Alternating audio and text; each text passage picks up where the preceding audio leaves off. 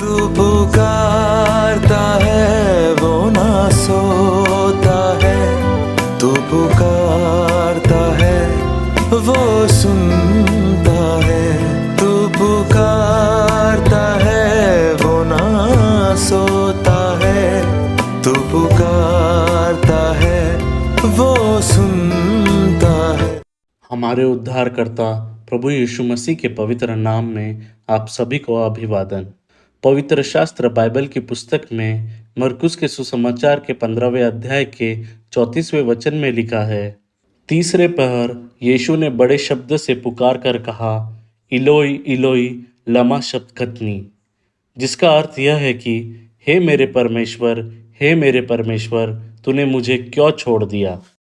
प्रभु यीशु मसीह ने कलवरी के क्रूस पर प्राण त्यागने से पहले कुल 7 अंतिम वाक्यों को कहा, जिसमें से 4 वाक्य सीधे स्वर्गीय पिता की ओर देखकर बोले गए।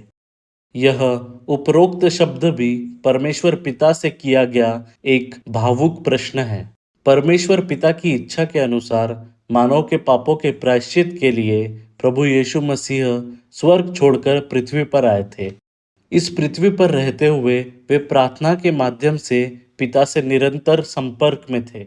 हर बार पिता से संवाद करते समय वे हे पिता या हे पिताजी कहकर बात करते थे। परंतु एकमात्र अवसर था जब उन्होंने अपने पिता को मेरे पिता कहने के बजाय मेरे ईश्वर, मेरे परमेश्वर कहा। ऐसा क्यों?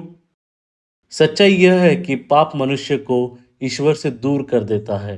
पाप के कारण मनुष्य का परमेश्वर से संबंध टूट जाता है। आदम और हवा जो ईश्वर के निकट थे, उनके द्वारा पाप होने के कारण वे ईश्वर से दूर हो गए।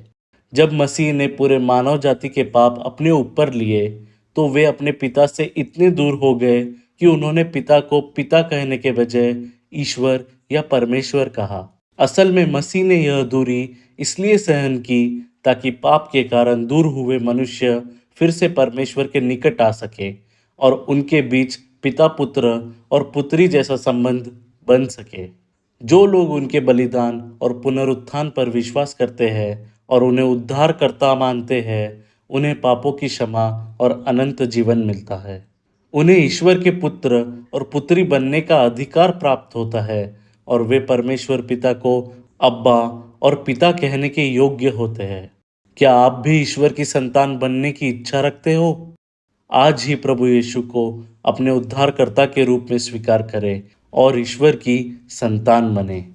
परमेश्वर आपकी सहायता करे। धन्यवाद। तेरी पुकार